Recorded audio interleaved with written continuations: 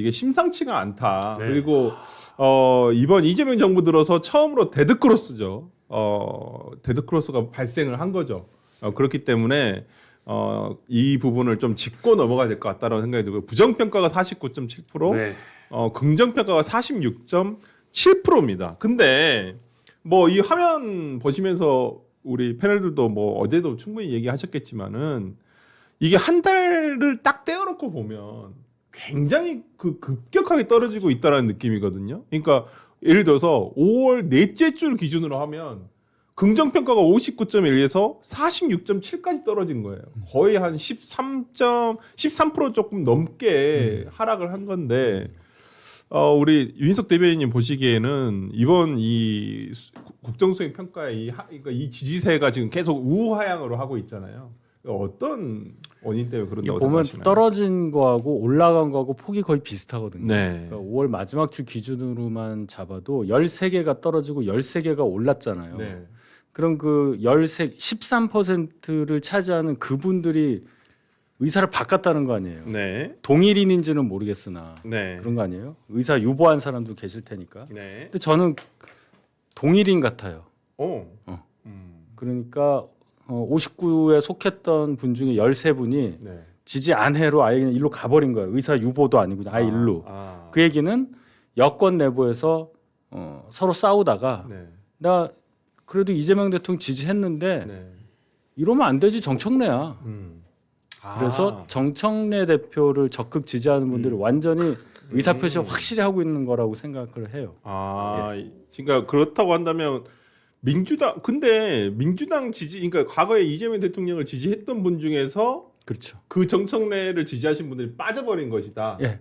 그냥 빠진 게 아니라 반대로 부정으로. 아예 부정평가로. 왜냐하면 너무 빨라요. 저 그 속도가. 네, 빠질 수는 있는데 네. 빠지는 속도가 저렇게 빠르기는 어렵잖아요. 네. 사변적인 이벤트가 있어야 되는 건데 네. 그걸 뭐 선거 과정에서의 문제점이라든지 네. 정권이 책임져야 되는 거 아니야. 이렇게 볼 수도 있겠지만 제 개인적으로는 그거보다는 지금 여권 내부의 분열상 때문에 마음을 돌리신 분들이 훨씬 많을 거다 이렇게 생각합니다. 일단 선거의 영향, 지방선거의 영향도 물론 있겠지만 그 이후에 벌어진 민주당 내에서의 어떤 이 지금 전초전이잖아요. 전당대 전초전으로 인해서 지금 굉장히 민심 이반이 그냥 뭐 보수 지지층 플러스 민주당 지지층 내에서도 지금 이루어지고 있다. 저는 분석도 상당히 참 일리가 있다라고 생각이 들고요. 우리 이민찬 대변인 보시기엔 어떠신가요? 그러니까 국정운영 지지율은 조금 그냥 정당 지지율이랑 좀 다르잖아요. 네. 정당 지지하냐 마냐랑 조금 다른 측면이 있어서 뭐 국민의힘 보수 성향을 가진 분들도 여러 이해관계에 따라서 국정운영 뭐 잘하고 있네 이 정도면 잘하는 거 아니야? 이렇게 연성으로 지지하시던 분들이 있었어요. 네. 그런 분들이 빠르게 지지를 철회하고 있고 그게 조금 디테일하게 보면 뭐 그게 확연히 드러납니다. 네. 보수는 결집하고 있고 주요 지지층에서 민심 위반이 가속화하고 있다. 네. TK에서 9.9%포인트 떨어졌죠. 네. 그리고 특히나 4050이 급격하게 떨어졌어요. 50대에서 9.1%포인트가 하락했어. 네. 40대에서도 5.5%포인트가 지지를 철회했습니다. 네. 그러니까 이런 추세를 보면 충분히 우리 윤희석 공달님이 말씀해 주신 거기에서도 충분히 뭐 맥이 다 있다고 보고요. 네. 저는 더 가팔라질 것이라고 봐요. 왜냐하면 이게 지금 우리가 본 이 그래프는 이 주간으로 한 거를 모아놓은 거잖아요. 리얼미터는 일간 조사도 해요. 그리고 공표 보고서에 보면 일간도 담겨 있습니다. 그 일간을 보면 마지막 날, 그러니까 지난주 금요일 날 보면 부정평가가 과반이에요.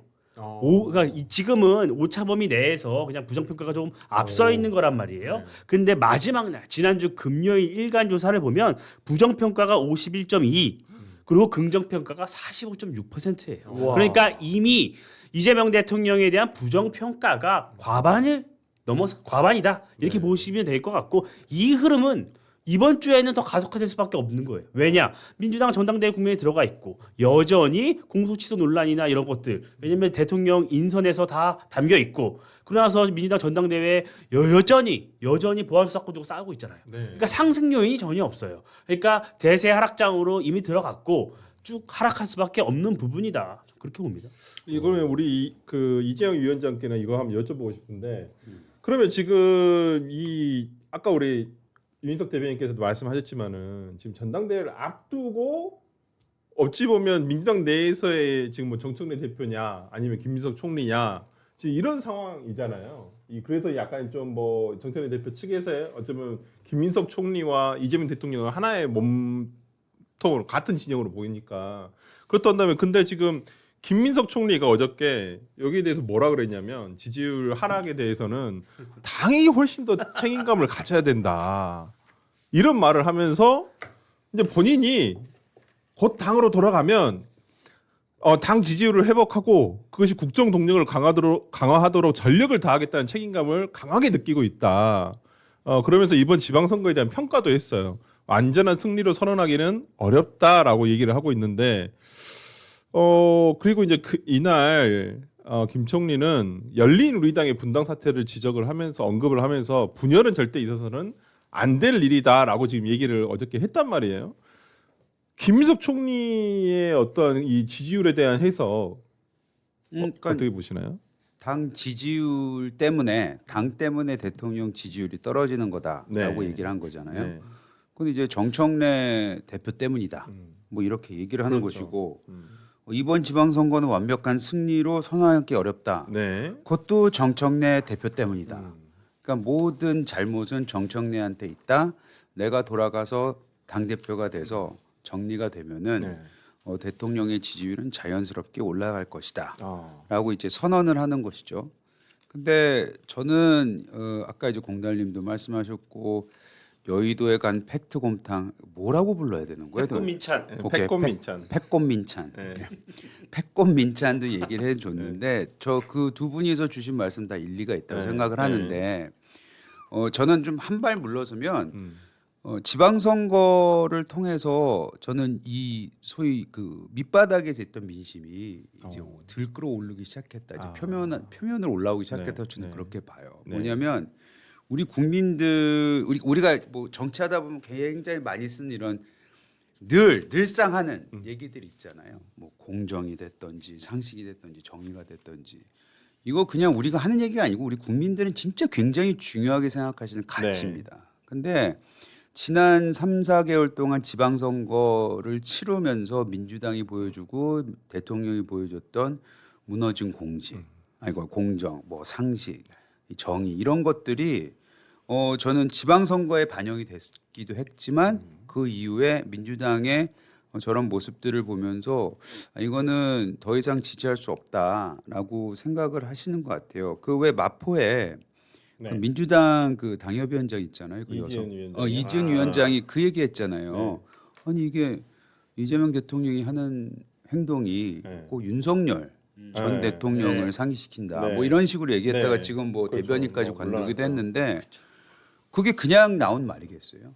어디선가 본인이 속해 있는 조직에서 모임에서 그런 얘기를 듣고 네. 방송에 나와서 분명히 그냥 자기도 모르게 나온 네, 얘기일 네, 거라고요. 네, 근데 네. 그 정도로 나오려면 너무나도 많은 분들이 얘기를 하기 때문에 아 이게 사실인가 보다 하고 나오게 되는 거거든요.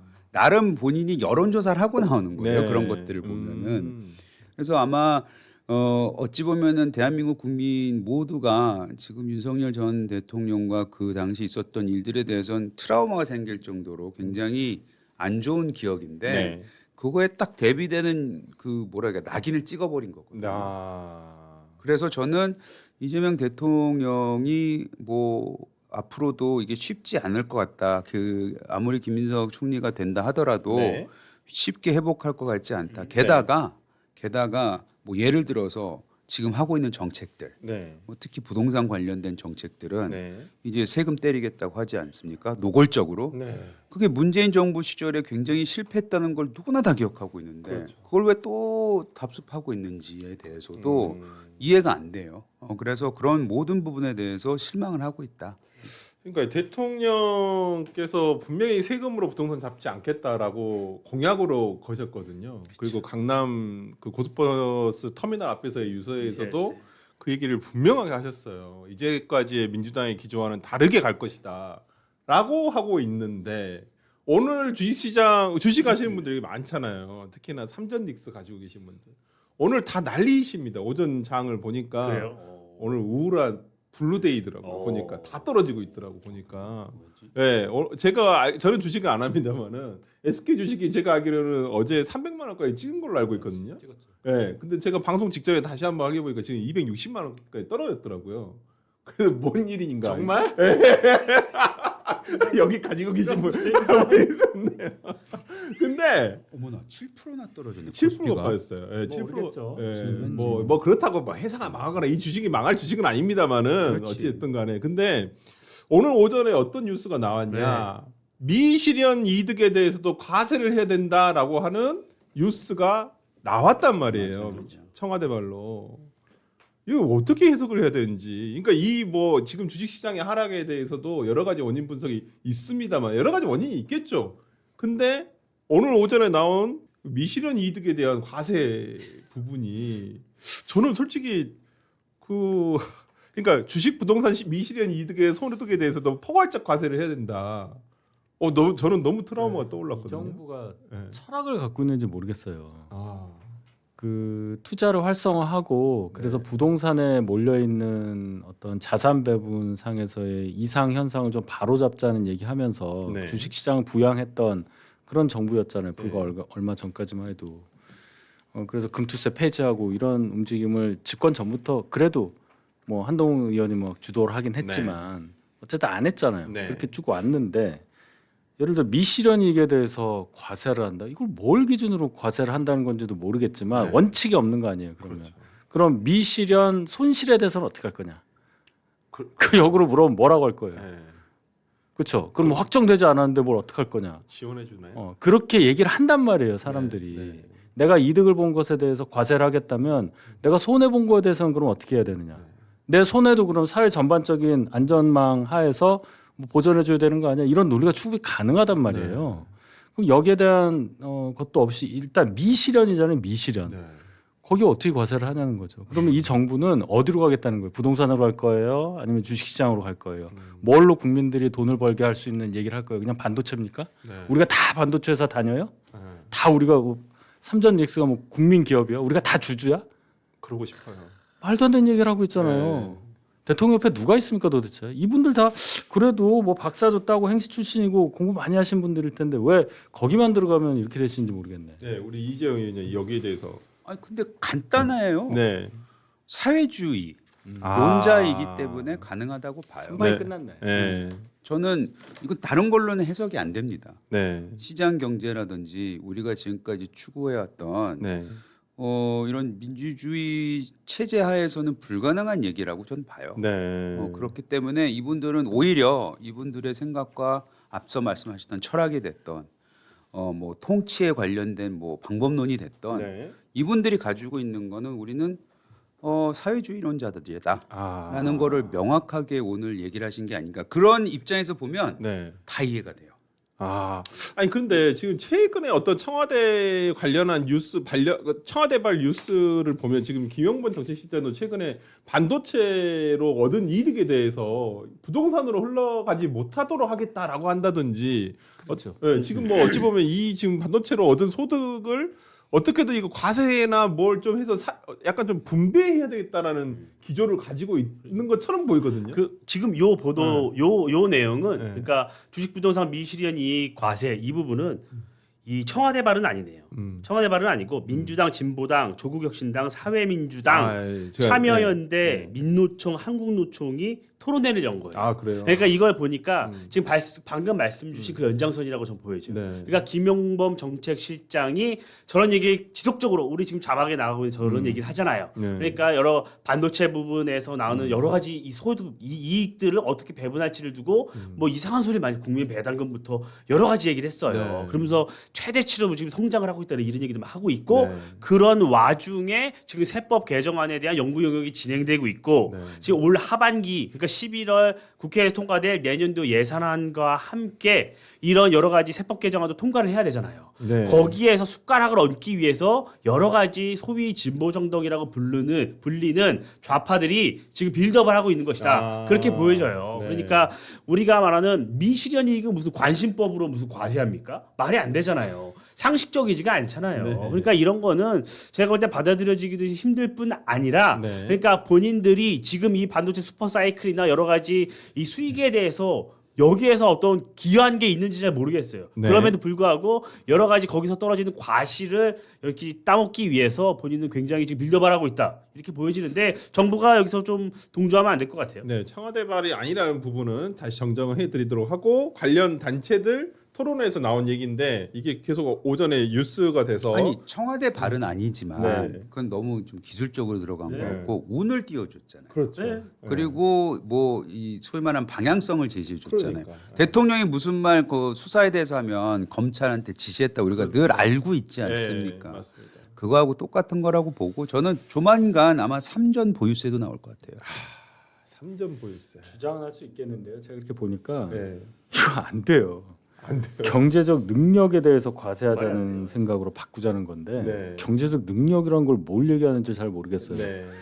무슨 말인지 잘 모르겠고 과세라는 거는 아주 그 규정이 딱 지어져서 누가 봐도 과세 대상이다라는 그렇죠. 걸 알 수 있어야 하는데 과세의 명확성 원칙에 완전히 벗어나는 이런 건 고등학생들도 이 정도 보고서 안 쓸 겁니다. 이런 네. 주장을 버젓이 국회의원 나간 토론회에서 했다는 거고 더 중요한 게요. 뭐 개딸들이라고 하시는 분들 있잖아요. 민주당 좋아하시는 분들. 네. 그분들도 많이 주식 투자하고 있어요. 그분들 입장에서 이걸 반기겠습니까? 안 반기죠. 우리 엄마 개딸인데 그래요? 주식 많이 하시는데. 결론은 그러니까 제 얘기는 개딸이다 보다가 아니라 민주당 지지층들도 투자를 많이 하고 계시기 네. 때문에 이 안에 어떻게 찬성을 할 수 있겠어요. 인간은 경제적 동물인데. 네. 근데 이게 이 토론회를 간단히 볼 문제는 아니네요. 네. 왜냐하면 이거를 공동 주최한 사람이 민주당 김영환 의원인데 찾아봤어요. 예, 이분이 그분 예전에 그 무슨 그 인버스 타라고 하신 분 아닌가요? 그러니까 정청래 대표의 네. 특보예요. 네, 아니 맞아요. 정무실장. 맞아요. 지금 정무실장. 네, 맞아요. 그러니까 이게 뭐 간단히 볼 문제는 아니네요. 네. 한 분이 갔죠 거기에. 네. 하여튼 좀 뭐 좀 문제가 있다라고 보이는 것이고요.